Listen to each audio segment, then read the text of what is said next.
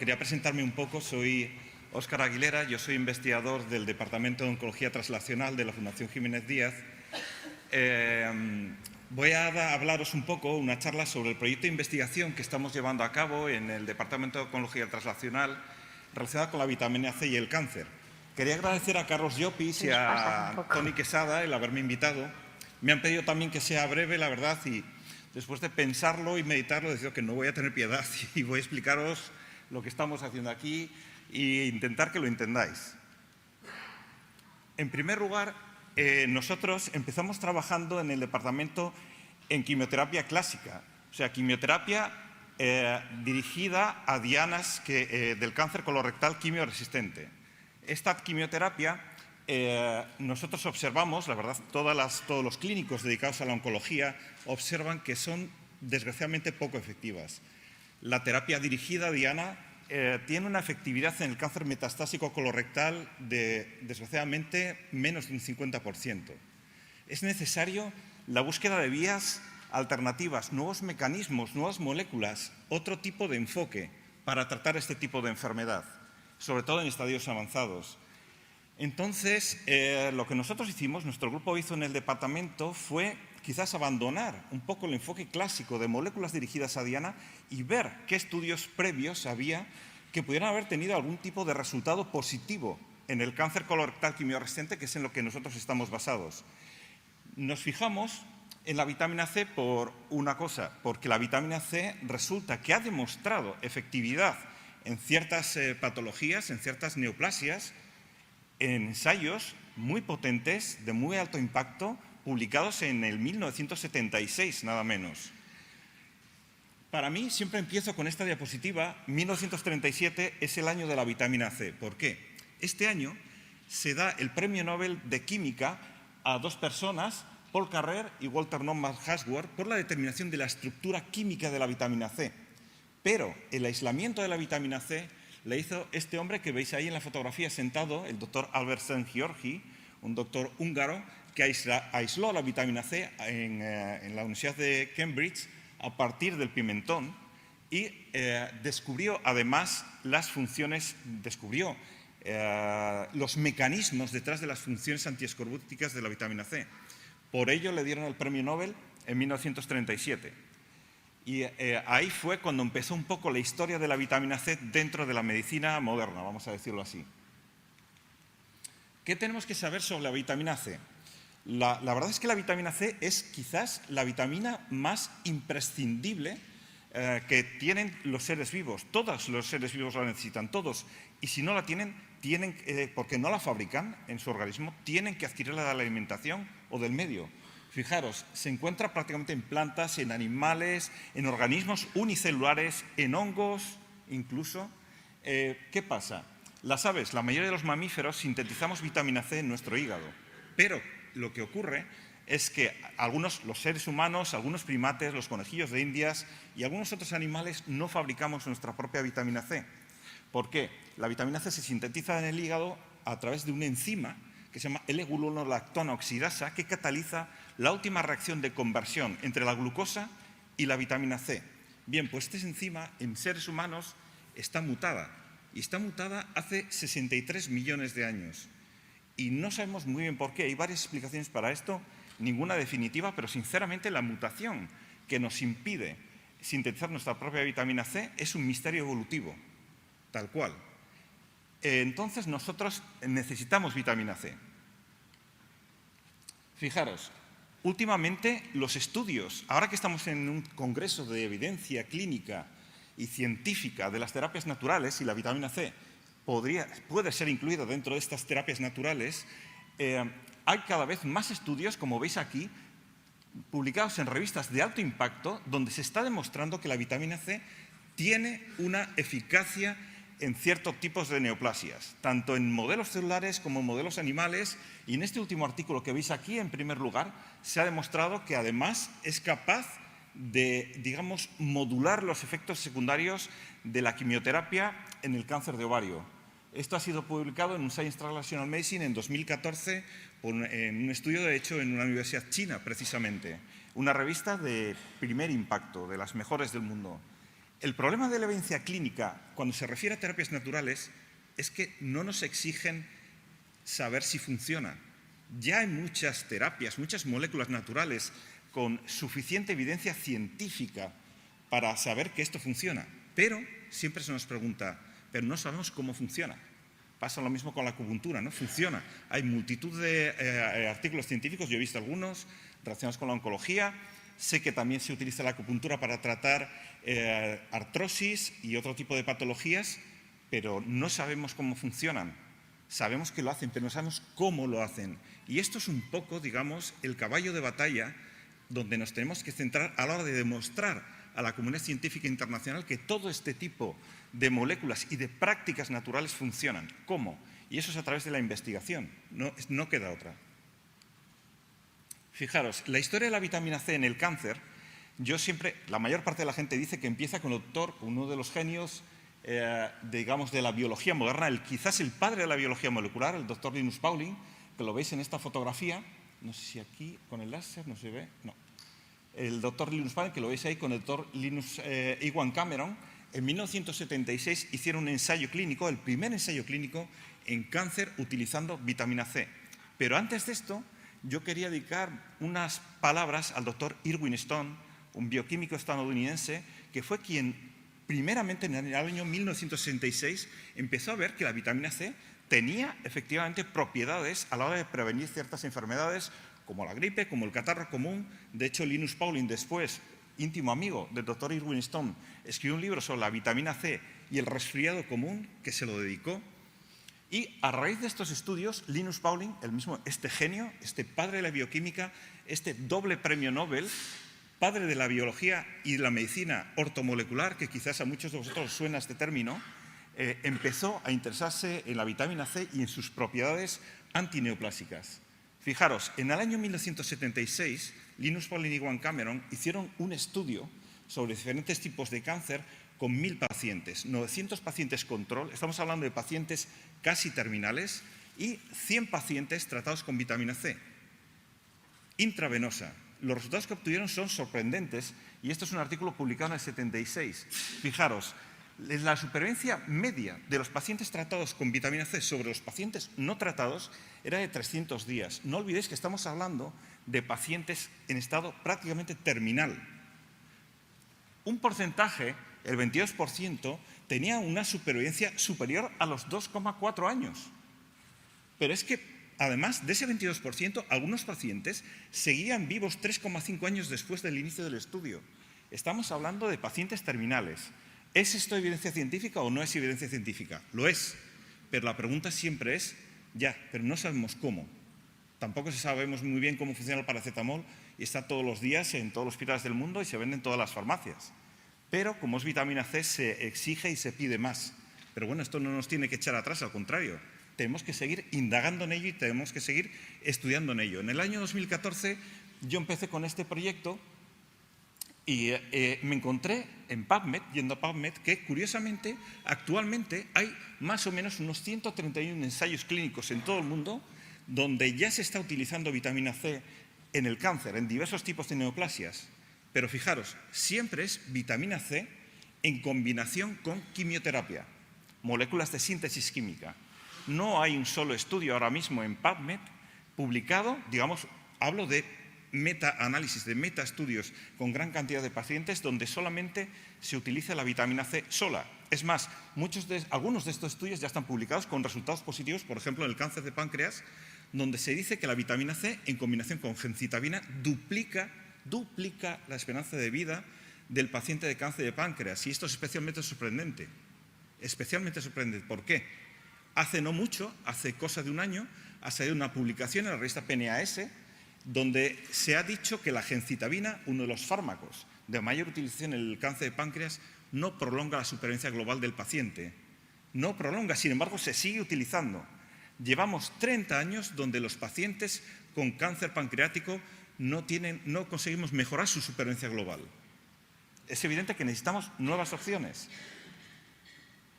Entonces, nosotros nos enfocamos en la búsqueda de los mecanismos moleculares detrás de la acción antitumoral, si es que la tiene, de la vitamina C. nos enfocamos concretamente en el metabolismo, un enfoque muy antiguo, un enfoque que viene de los años 70, pero un enfoque que fue abandonado quizás por la enorme explosión que hubo en los años 50, 60, 70 en la investigación en las moléculas de síntesis química. El efecto Warburg. El efecto Warburg es principalmente importante, es fundamental, porque el efecto Warburg es realmente la manera en la cual la célula tumoral obtiene energía. El metabolismo de Warburg es un metabolismo específico de la célula tumoral, y de los tejidos proliferativos. ¿Por qué funcionan mejor? ¿Por qué se dividen más rápido las células tumorales que las células normales cuando sabemos que el metabolismo de Warburg es menos eficiente energéticamente? Fijaros, aquí tenéis a Otto Warburg. Otto Warburg, premio Nobel en 1937, por el descubrimiento, el aislamiento de lo que él llamó el enzima respiratorio y la respiración de los tumores, publicó en 1931 en la revista Science un artículo llamado El metabolismo de los tumores, 1931. Posteriormente le dan el premio Nobel.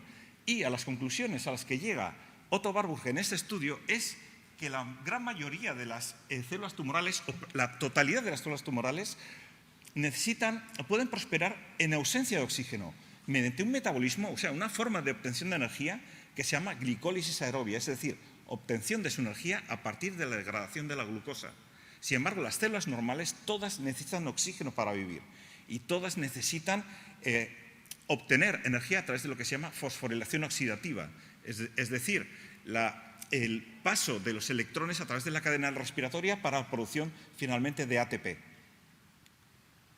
Fijaros, aquí tenéis en este diagrama, en esta diapositiva, en la parte izquierda, qué es lo que ocurre en un tejido normal, en un tejido sano, en presencia de oxígeno. En presencia de oxígeno, como veis, la glucosa es degradada a piruvato dentro de la célula y el piruvato pasa después a la mitocondria. Ese piruvato en la mitocondria pasa a través de dos ciclos, el ciclo de Krebs y la fosforilación oxidativa, y así se obtiene el ATP, la energía que la célula utiliza para vivirse. Fijaros que es muy eficiente, porque a partir de una molécula de glucosa obtenemos 36 moléculas de ATP. Es decir, el metabolismo normal de la célula sana es muy eficiente. ¿Qué ocurre cuando no hay oxígeno? Y la célula es normal. Cuando no hay oxígeno, el piruvato, en vez de entrar a la mitocondria y realizarse el ciclo de Krebs y la fosforilación oxidativa, lo que ocurre es que el piruvato es transformado en lactato a través de una fermentación láctica. Por eso cuando hacemos ejercicio, la acumulación de lactato produce las agujetas, ¿no? Fijaros que es muy poco eficiente este tipo de metabolismo. Por una molécula de glucosa solo se obtienen 2 moléculas de ATP, muy poca eficiencia. Pero ¿qué ocurre en el cáncer y en los tejidos proliferativos? Lo que ocurre es lo siguiente: la glucosa, en presencia o ausencia de oxígeno, le da igual, la energía es obtenida a través de la degradación de la glucosa. El 5% solamente de ese piruvato pasa a la mitocondria y luego después se metaboliza a través del ciclo de Krebs y la fosforilación oxidativa, pero el 85% restante sigue funcionando, se sigue obteniendo energía y se sigue transformando en lactato. Fijaros lo poco eficiente que es el metabolismo de Warburg, el metabolismo de las células tumorales. De una molécula de glucosa, 4 moléculas de ATP. Y estamos hablando que en una célula normal, en presencia de oxígeno, obtenemos 36 moléculas de ATP. O sea, una célula normal obtiene mucha más energía que una célula tumoral de una sola molécula de glucosa. Pero entonces, ¿por qué se divide más rápido la célula tumoral que la célula normal? Porque la producción de lactato crea un entorno específico favorable a la célula tumoral. La célula normal no puede sobrevivir en un entorno ácido, porque en un entorno ácido la célula normal no es capaz de recibir el oxígeno que lleva a través de la sangre y entonces entra, digamos, en anaerobiosis y la célula muere. Si no muere, tiene que mutar para sobrevivir. Y esas mutaciones son muchas veces causantes de muchos tipos de neoplasias. Cuando esa mutación ocurre en una célula germinal, un óvulo, un espermatozoide, luego nacen niños con predisposiciones a diversas neoplasias concretas. Es decir, el entorno, esa generación de ácido láctico continuo de la célula tumoral es lo que hace que en ese nicho concreto el tumor crezca mucho más rápido que la célula normal, a pesar de tener un metabolismo menos eficiente. Fijaros que el efecto Warburg es tan importante, es la base del PET. La base de la tomografía de emisión de positrones, que es la técnica que usamos cuando sospechamos que un paciente tiene un tumor y queremos saber dónde está el tumor, dónde está localizado, cómo está vascularizado, una técnica de uso clínico en todos los hospitales del mundo. Y fijaros lo que ocurre. ¿Qué hacemos cuando queremos saber dónde está el tumor de un paciente, qué tamaño tiene, cómo está vascularizado? Lo que hacemos es inyectar en esta paciente glucosa marcada radiactivamente y se acumula, pues fijaros, en el hígado, en el páncreas, en el cerebro, en el lugar, en el pecho, en el lugar donde esté ese tumor. Esto nos da un dato muy interesante. Fijaros, a pesar de que las mutaciones genéticas de todos estos tumores son diferentes, no tiene mucho que ver las mutaciones genéticas, o nada muchas veces, del cáncer de pecho con el cáncer de colon. Sin embargo, comparten la avidez por la glucosa. Esta es la base del PET. Es decir, a pesar de que el background genético de las distintas neoplasias sea distinto, comparten este metabolismo común. Esto es así en el 85% de los tumores. Entonces la pregunta es, ¿por qué no se estudia más el metabolismo? Porque no es hora quizás de empezar a considerar el cáncer como una enfermedad metabólica y no solamente como una enfermedad genética, o como una enfermedad metabólica derivada de la mutación genética. ¿Fue antes el huevo o la gallina? Nos da igual. El caso es que el 85% de los tumores comparten este mismo metabolismo. Fijaros que normalmente estos pacientes presentan gran expresión de transportadores de glucosa. Son una familia de proteínas, de 14 proteínas, que se llaman GLUT1 al GLUT14, y normalmente siempre están sobreexpresadas en cualquier tipo de tumor. ¿Por qué? Porque el tumor necesita esa glucosa para obtener su energía. En el año 2016 y 2018, desde la Fundación Jiménez Díaz, publicamos en la revista Oncotarget y en la revista Seminars in Cancer Biology, publicamos un nuevo mecanismo de acción de la vitamina C sobre células de cáncer de colon quimioresistente portadoras de mutación del gen KRAS, para las cuales desgraciadamente actualmente no hay un tratamiento. Lo que vimos nosotros, ahora os lo voy a contar a las conclusiones a las que llegamos, pero lo importante es que en el 2018, en esta revisión aceptada en Seminars in Cancer Biology, hicimos una revisión completa, no solamente sobre la vitamina C, sino sobre todos los moduladores metabólicos que se están probando actualmente en el tratamiento de distintas neoplasias. Seminars in Cancer Biology ya tiene un índice de impacto de 10,2. No estamos hablando de una revista menor, estamos hablando de una gran revista. Hay evidencia científica, pero como siempre nos piden más. Nos piden saber cómo funciona y no solamente por qué funciona para llegar al ensayo clínico. Porque los ensayos clínicos con las moléculas naturales no son financiadas, desgraciadamente, por las grandes farmacéuticas. Alguien tiene que ser el encargado o alguien tiene que hacerse con la responsabilidad de financiar los ensayos clínicos y la investigación básica molecular con las moléculas y con las técnicas que están asociadas a las terapias naturales. Sabemos que no va a ser Bayer, sabemos que no va a ser Roche, que no va a ser Pfizer. Y ahí dejo el mensaje. Fijaros, nosotros llegamos a esta conclusión en el 2016. Las células tumorales tienen una vía de señalización muy activada, constantemente activada. Como veis aquí en el diagrama, la glucosa entra por su receptor y a través de su receptor, no sé si lo veis aquí, me voy a acercar, lo que pasa es que luego no me oís. Entra con el receptor y desencadena una cascada de fosforilación a través de una vía que se llama MAP-ER quinasas. Es una vía de señalización que está continuamente activada en el cáncer colorectal debido a la mutación de un gen que veis ahí, una proteína que veis ahí que está unida a la membrana que se llama KRAS. KRAS es un factor fundamental en el tratamiento del cáncer colorectal. ¿Tiene micrófono? Sí, pero no lo veo muy bien. ¿Aquí? Ya, pero yo no lo veo bien. No lo veo bien. Es que tengo algún defecto visual que no se cura con vitamina C y no soy capaz de ver el rojo, ¿sabes? Pero bueno, más o menos me vais a ir entendiendo. Entra la glucosa y los factores EGFR se unen a los receptores, se desencadena la vía de las MAP-ER quinasas. Al final hay ciertos factores que van al núcleo y aquí en el núcleo de la célula se desencadena la activación, la expresión de genes relacionados con el cáncer. La lactato deshidrogenasa, responsable de la transformación del piruvato en lactato, el transportador de glucosa, GLUT1, la piruvato quinasa M2, que es el encargado de transformar el fosfenol piruvato en piruvato, todo enzimas relacionados con la transformación neoplásica, con la progresión tumoral. Esto es lo que ocurre. Pero fijaros aquí, ¿qué ocurre en la célula cuando tratamos con vitamina C? Fijaros, hemos dicho antes que la glucosa y la vitamina C, la vitamina C procede de la glucosa en un paso de 6 reacciones catabólicas. Son muy parecidas a nivel de estructura, tanto que muchas veces la célula no las distingue y utilizan el mismo transportador. La vitamina C tiene 2 transportadores para entrar en la célula. Uno el suyo propio y otro el transportador de glucosa.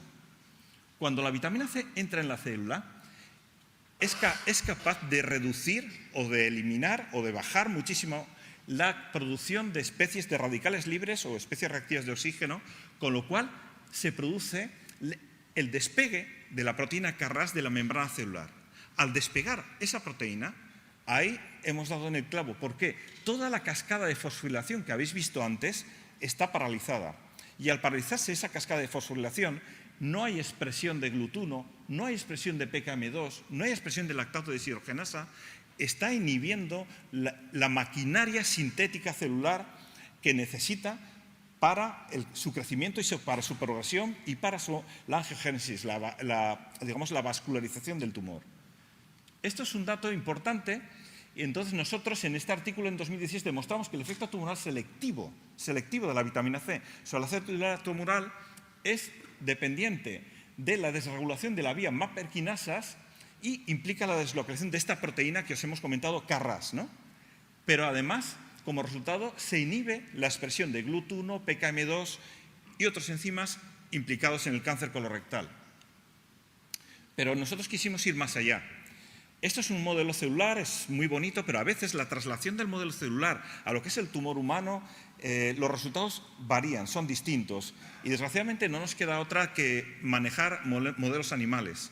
Nosotros generamos un modelo animal con ratones inmunodeprimidos, generamos ciertos tumores con líneas celulares de cáncer colorectal humano en el lomo del animal y a unos ratones los tratamos y a otros ratones no los tratamos. Queríamos ver si esos ratones que tratamos de manera intraperitoneal con vitamina C, si la vitamina C era capaz de actuar sobre el tumor o el crecimiento del tumor in vivo.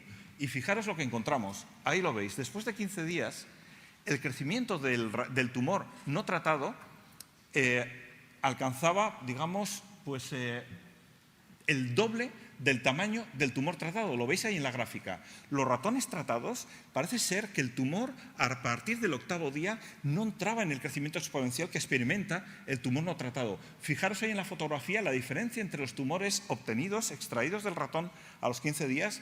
Fijaros la diferencia de tamaño entre los ratones tratados y los ratones no tratados. Es espectacular en 15 días. Ojo, estamos hablando de tumores resistentes a la terapia biológica que se utiliza actualmente en el tratamiento del cáncer metastásico.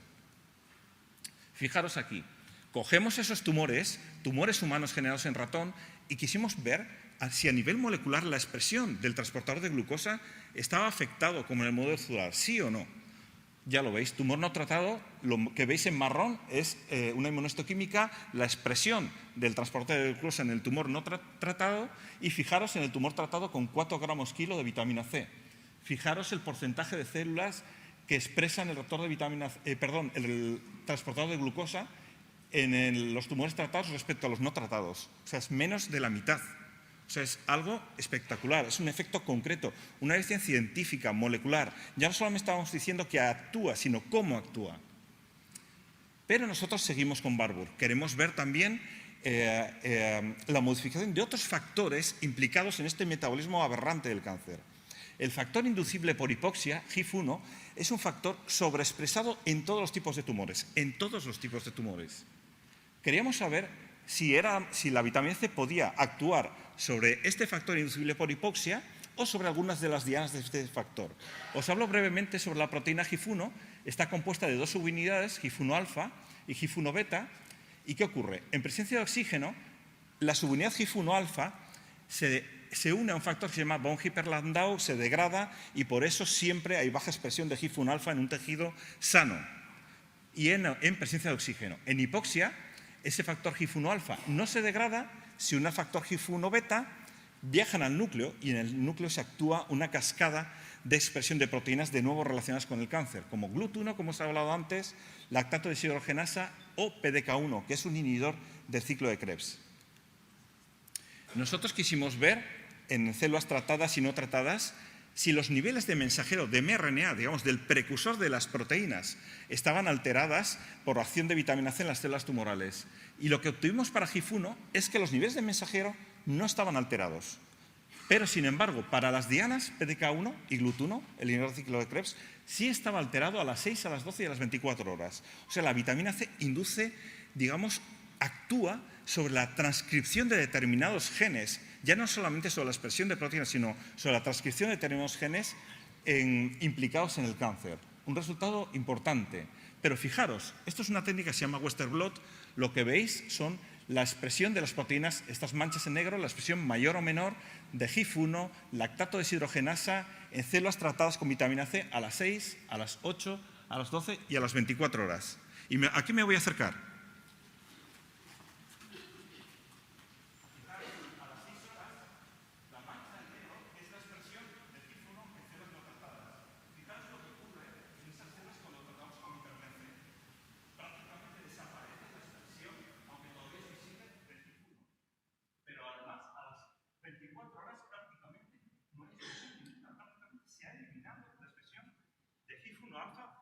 Vitamina C.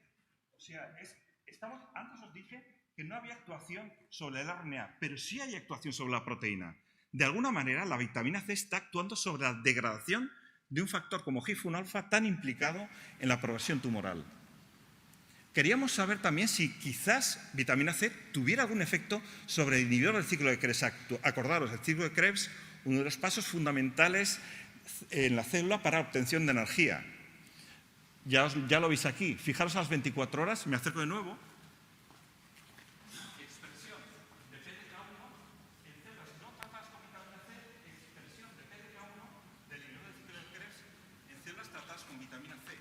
O sea, no solamente estamos actuando sobre HIF1 alfa, sino sobre sus dianas, también implicadas en la progresión y en la angiogénesis del cáncer. ¿Qué estamos diciendo aquí? ¿Qué es lo que tenemos? Lo que tenemos actualmente es que la vitamina C está inhibiendo el transporte de la glucosa, GLUT1, está inhibiendo la lactato deshidrogenasa, está inhibiendo el inhibidor del ciclo PDK1 y además, muy probablemente, y esto lo estamos estudiando, está actuando sobre las modificaciones epigenéticas asociadas al cáncer a través de la regulación de una de las dianas de HIF1, el factor Jumanji D1A, muy implicada en la epigenética del cáncer, muy implicado. ¿Qué más tenemos? Concluimos que vitamina C, al inhibir GLUT1, está inhibiendo la glucólisis aeróbica, que estamos hablando antes. Además, está inhibiendo la fermentación láctica tan frecuente o principalmente frecuente en muchos tipos de tumores agresivos. Pero además hemos visto que inhibe PDK1. ¿Y esto qué quiere decir? Quiere decir que quizás la vitamina C está activando, si estamos inhibiendo el inhibidor del ciclo de Krebs, quizás estemos activando el ciclo de Krebs. O sea, quizás la vitamina C está intentando restablecer un metabolismo normal en la célula tumoral. Esto lo vamos a comprobar y ya estamos en ello, de hecho. Lo que queremos hacer es, queremos comprobar por una técnica llamada espectroscopía de masas si algunos metabolitos del ciclo de Krebs se acumulan en células tratadas con vitamina C, en células tumorales. Queremos saber si esto además ocurre cuando tratamos ya tumores, digamos, extraídos de biopsias de pacientes del hospital. Además, queremos hacer análisis inmunohistoquímico de estos pacientes para ver si hay expresión o no diferencial de PDK1, el inhibidor del ciclo de Krebs. Este resultado ya lo tenemos, no lo muestro aquí. Hemos visto que efectivamente está modulada la expresión de PDK1. Queremos publicar estos resultados, queremos mostrar la evidencia científica, decir, la vitamina C funciona y funciona así. Esto es lo que nosotros queremos demostrar en el departamento y con esto, yo no sé, este es un vídeo donde os mostraría, no sé si esto funcionará, quería mostrar cómo lo que ocurre con una célula tumoral quimioresistente cuando bajo la acción de vitamina C a las 24 horas. No sé si esto podría funcionar. Muchas veces, dependiendo del ordenador,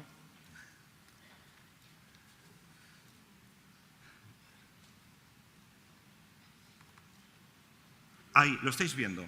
son células quimioresistentes tratadas con vitamina C. Estáis viendo cómo con el tiempo se están reduciendo, se están vacuolizando y se acaban destruyendo.